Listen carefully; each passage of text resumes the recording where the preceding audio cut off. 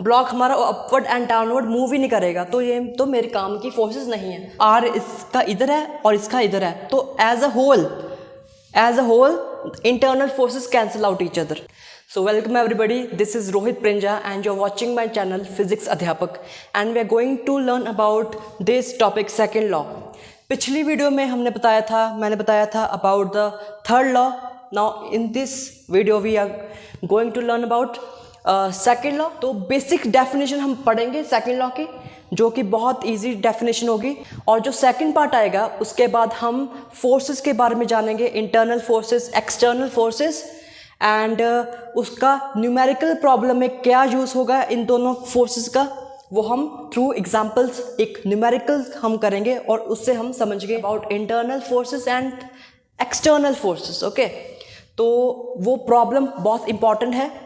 Okay, and please stick to this video, skip मत करना इसको। This is going to be a very important video. So this is going to be a very important video. Okay, so let's talk about second law. So it is the main law जिससे हमें magnitude पता लगता है कि that force कितनी होगी, and this is the main law. Main law इसलिए भी है because it is the law through which we can derive our first law as well as our third law. Okay, तो second law की definition है that is F is dp by dt. So what does that mean? This mean that our force is, इसमें क्या है, हाँ इसमें उन्होंने हमें फोर्स की मैग्नीट्यूड बताई है। ओके, और उसके ऊपर तुम वेक्टर साइन देख रहे होगे, मतलब डायरेक्शन भी बताई है कि फोर्स की डायरेक्शन क्या होगी। ओके, तो मैग्नीट्यूड जो होता है, so the magnitude is that force is proportional to, or we can say that it is equal to the magnitude of the force is equal to the rate of change of momentum with respect to time. This is what is the magnitude that Newton has told us. Okay, now what is the direction? देखो, अगर मैं pen को इधर force लगाऊंगा, okay, तो इसका जो momentum होगा वो कुछ इस डायरेक्शन में जाएगा। इसको मैं धक्का मारूंगा पेन को, और ये इसका मोमेंटम किधर की ओर चेंज करेगा, इसका मोमेंटम इधर की ओर चेंज करेगा। दैट मीन्स इट इज जिधर की ओर मोमेंटम चेंज करेगा उधर की ओर क्या होगी, हमारी फोर्स होगी। That's so simple. वैसे भी अगर ये भी ना पता हो डायरेक्शन कैसे निकालनी है, you know, even a small child can know that where is the direction of force. If pen is going downward, he can say that he doesn't know any momentum. उसको नहीं पता ना मोमेंटम क्या होता है, बट ही कैन स्टिल, उससे अगर तुम पूछोगे कि इस पेन को धक्का कहाँ से लग रहा है, किस डायरेक्शन की तरफ लग रहा है, he will say it will downward, it is downwards. अगर इधर आ रहा है pen, then what would he say, he would say that force इधर की ओर लग रही है। ओके, तो उसके डायरेक्शन की चिंता मत करो, you know by just having, तो तुम्हें पता ही होगा ना फोर्स की डायरेक्शन किधर की ओर है। ओके, तो मेन चीज़ है इसका magnitude, this is dp by dt। Okay, और इसी के आगे हम ड्राइव कर सकते हैं that R force is also equal to ma, ये मैं किसी अगली वीडियो में समझाऊंगा that how it is also equal to ma। But इसमें सेकंड लॉ के बारे में जो इम्पॉर्टेंट चीज़ है वो मैंने समझा दी है। ओके, समझ आने चाहिए, you can learn the definition from the book.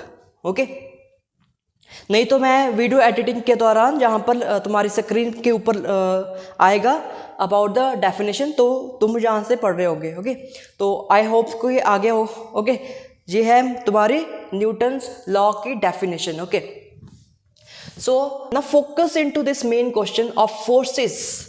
so forces Newton ji ने कहा है कि दो तरह की होती हैं, that is internal forces as well as external forces. but before it, मैंने क्या लिखा है, but before it we must के आगे क्या लिखूंगा, देखो, we must define our system, हमें सिस्टम को डिफाइन करना पड़ेगा before introducing you to the internal forces and external forces, because ये दोनों फोर्सेस डिपेंड ही करती हैं कि तुम्हारा सिस्टम क्या है। Okay, without system you can not predict what is the external force, what is the internal force, ठीक है। तो सिस्टम के बारे में हम जानेंगे, ओके। तो सिस्टम क्या है? सिस्टम एक ऐसी चीज है जिस पर हम उसका मोशन, हाँ, जिस चीज का हम मोशन देखना चाह रहे हैं, जिस चीज का हम मोशन देखना चाह रहे हैं वो हमारे सिस्टम में आएगा। For example if I take this ball और इसका मैं मोशन प्रोडिक्ट करना चाहूँगा, इसकी वेलोसिटी कुछ आगे टाइम में कितनी, आने वाले टाइम में कितनी होगी, दैट आफ्टर टाइम टी इसकी वेलोसिटी कितनी होगी, जहाँ इसका मैं पूछ सकता हूँ तुमसे एक्सेलरेशन कितना होगा आफ्टर सम टाइम टी, ये डिस्प्लेसमेंट कितना शो करेगा। So what I need to know all about the information of the motion of the ball, इस बॉल के बारे में नहीं जानूंगा बट इसके जो मोशन होगा उसके बारे में I am interested, okay. So this is our system. अब सिस्टम में देखो एक ऑब्जेक्ट भी तुम ले सकते हो, ले सकते हो, या तुम बहुत सारे ऑब्जेक्ट भी ले सकते हो। लाइक यहाँ पर मैंने एक सिस्टम बनाया है जिसमें 3 ऑब्जेक्ट्स हैं, ठीक है। कितने ऑब्जेक्ट्स हैं? 1, 2 और 3 ऑब्जेक्ट्स हैं। अगर मैं एक साथ तीनों का मोशन स्टडी करना चाहूँगा तो ये मेरा सिस्टम है, ओके। तो तरह तरह के सिस्टम हम तैयार कर सकते हैं, ठीक है। तो first we define a system. अब मान लो मैंने ये सिस्टम ले लिया, मेरी बॉल, ठीक है। इसके आसपास जो भी चीज़ होगा वो एक्सटर्नल होगा ना, और इसके अंदर जो भी फोर्सेस लग रही होंगी वो इंटरनल होंगी। बॉल के अंदर क्या होता है वैसे? Ball is made up of atoms, तो एटम को हम कंसिडर नहीं कर रहे हैं, देखो ना, एटम होगा, एटम में प्रोटॉन है, इलेक्ट्रॉन्स हैं, और इलेक्ट्रॉन में रिपल्शन हो रही है, उसमें भी फोर्सेस लग रही हैं, बट वो हमारे कुछ किसी काम के नहीं है फोर्सेस, ठीक है। क्यों काम के नहीं है? Because there are internal forces. और न्यूटन जी ने हमें यह भी बताया कि इंटरनल फोर्सेस क्यों काम की नहीं होती हैं, ओके। तो दीज आर इतनी यूजफुल नहीं होती, नॉट सो यूजफुल। तो सारी यूजफुल फोर्सेस कौन सी है? एक्सटर्नल फोर्सेस होती हैं, that are useful forces, okay. But इसका ये नहीं मतलब कि तो हम इंटरनल फोर्सेस अगर मौका मिलेगा तो ढूंढ लेंगे, बट जो मोशंस जो डिटर्मिन करता है, जो मोशन, इसको मैं यूजफुल क्यों बोल रहा हूँ? इसको मैं यूजफुल इसलिए बोल रहा हूँ because it is determining our motion. ये डिटर्मिन करता है हमारा मोशन, किसी भी चीज का डिटर्मिन, और you can say that predict the motion. कौन सी चीज मोशन को प्रेडिक्ट करती है? That is our external force, okay. इसका रीजन भी उन्होंने दिया है क्यों इंटरनल फोर्सेस डिटर्मिन नहीं करती है, उसका रीजन भी दिया है, वो मैं कुछ आगे आने वाली वीडियोस में दूंगा अबाउट द इंटरनल फोर्सेस। अभी तक ये मान लो कि इंटरनल फोर्सेस इतने यूजफुल नहीं है। तो हम आगे बढ़ते हैं अगले सेक्शन में हमारे।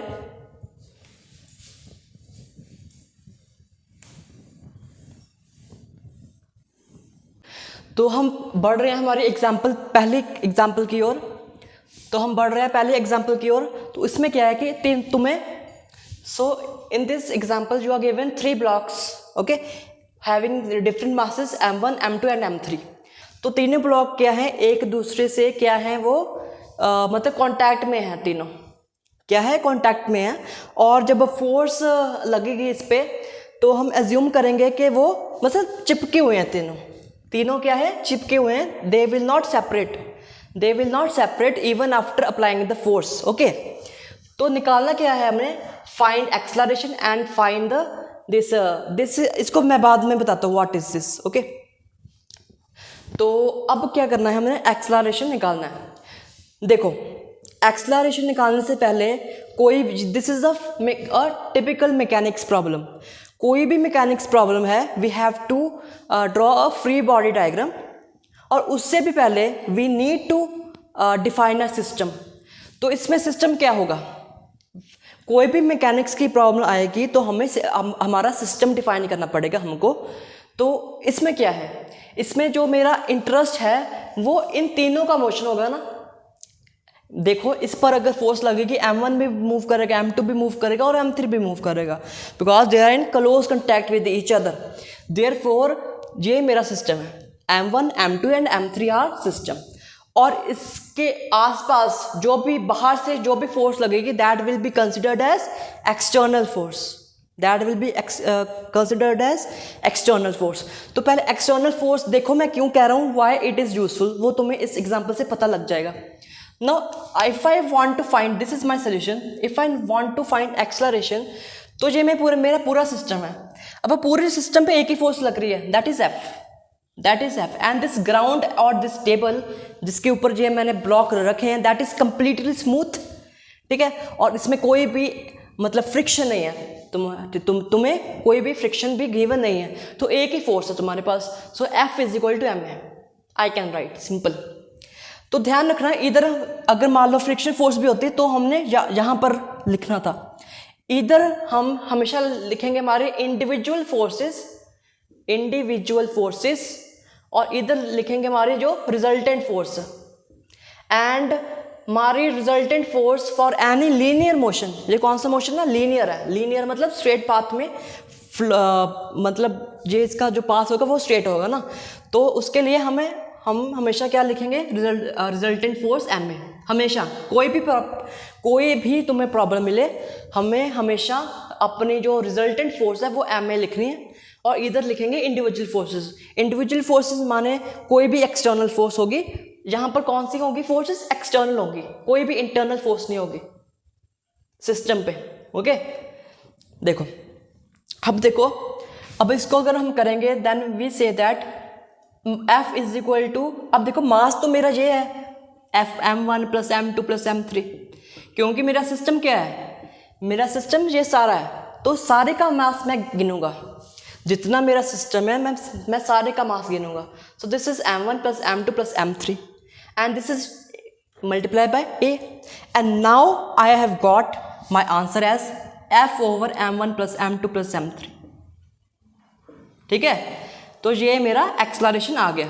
सो सिंपल, कौन से स्टेप्स हमने फॉलो किए, सबसे पहले अपना डिफाइन करो सिस्टम क्या है, उसके बाद जो भी फोर्सेस है वो शो करो, एक ही फोर्स लग रही है, और इसके बाद अपनी इक्वेशन लिख लो। इक्वेशन हमारा हमेशा इस फॉर्म की होगी, इधर इंडिविजुअल फोर्सेस होंगे और इधर क्या होंगी, रिजल्टेंट फोर्सेस, और इधर मैंने ऐसे लिख दिया and you will get A as this. तो देखो इसलिए एक्सटर्नल फोर्स हेल्पफुल है because they help us to find our acceleration, okay. अब भी बात करते हैं हम इसकी आर की। Now what is R? R is the internal force, R is the internal force, ठीक है, R is the internal force. So if R is our internal force, तो इसको मैंने शो करना पड़ेगा, ठीक है, तो शो कर देते हैं and we have to find also R. तो देखो इससे तुम्हें पता लगेगा कि सिस्टम का कितना इंपॉर्टेंस है, इससे पता लगेगा, ठीक है। Don't miss this video. So this is I am redrawing this diagram. So this is a diagram and मैंने separate कर लिया है so that you can easily see this. असल में ये separate नहीं है, they are always stick to each other, okay? But इसमें जो मैंने forces दिखाने हैं उसके लिए just मैंने separate किया है just to show you. So this is देखो जो पहली बॉडी M1 होगी वो इस पर, क्योंकि इस पर फोर्स लगेगी, वैसे भी इस पर भी एक फोर्स ये लगाएगी M1 M2 पे, कितनी R। जब भी कांटेक्ट होगा इनमें और इनमें, कोई भी दो बॉडीज में, तो इनमें जो कांटेक्ट फोर्स होगी वो हम लिखेंगे, ओके, दैट इज R, ठीक है। वैसे तो कांटेक्ट फोर्स एक जो फेमस कांटेक्ट फोर्स है that is normal direction. Normal direction तुमने पढ़ा होगा, you can watch this video, ठीक है। इसमें मैंने बताया नॉर्मल डायरेक्शन के बारे में, उसका ऑरिजिन क्या है वो मैंने बताया, ठीक है। This is type of contact force, क्योंकि ये दोनों मतलब स्ट्रिक्ट हैं, तो ये इस पर लगा रहा होगा फोर्स, और ये भी बाय न्यूटन थर्ड लॉ, और थर्ड लॉ पर भी मैंने वीडियो डाली है, you can watch at this link, okay, at this I button.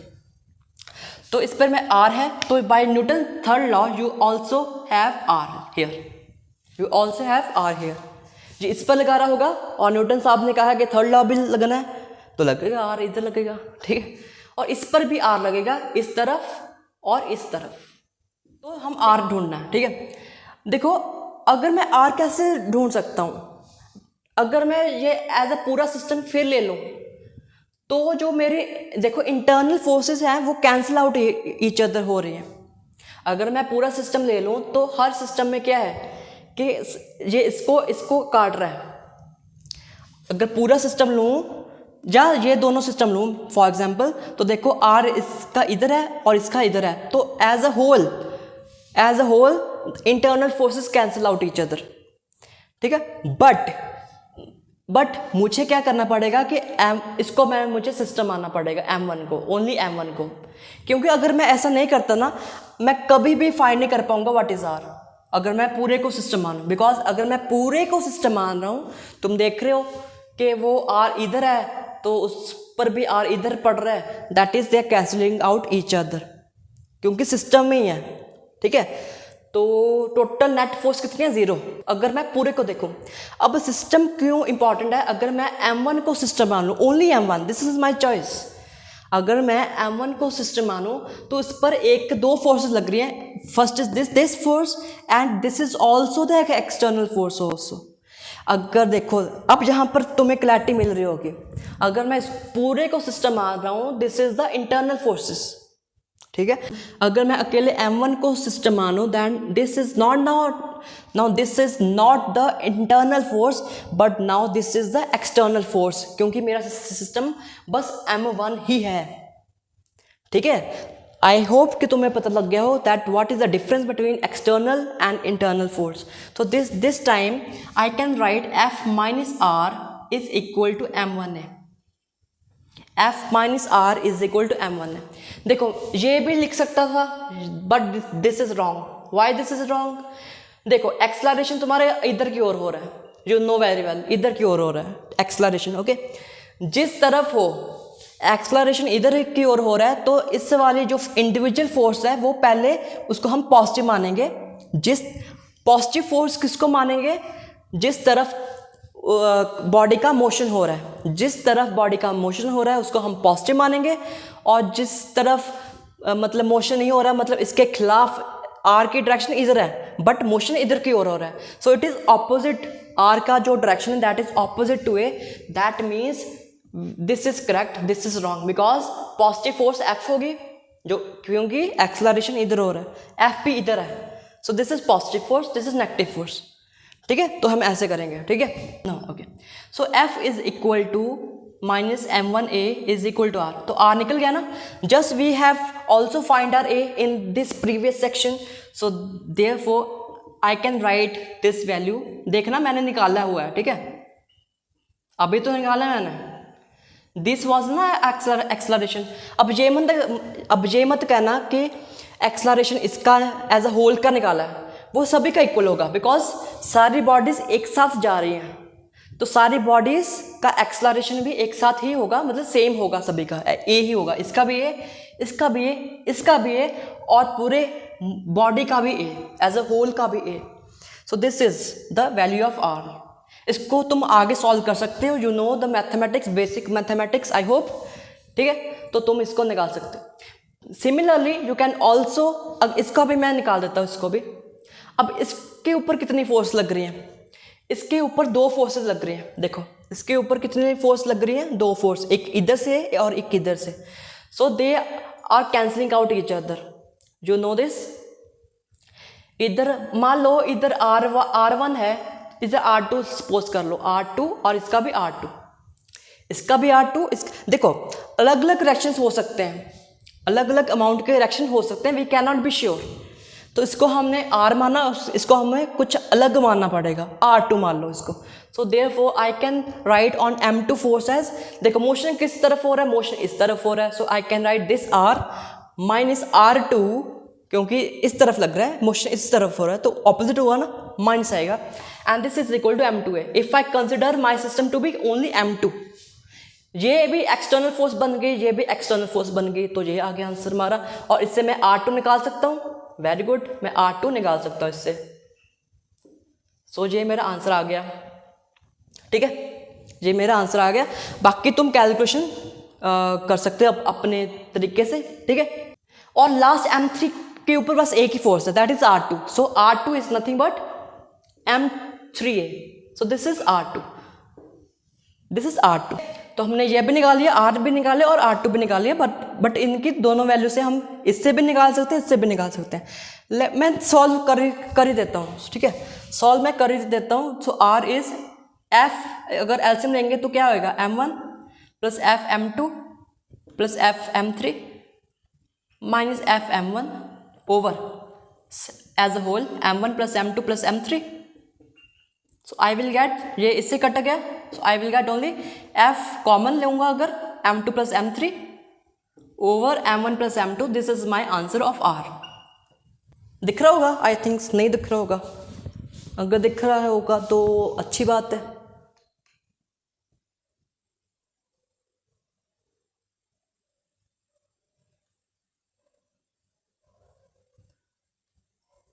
ठीक है, तो ये आ गया, ठीक है,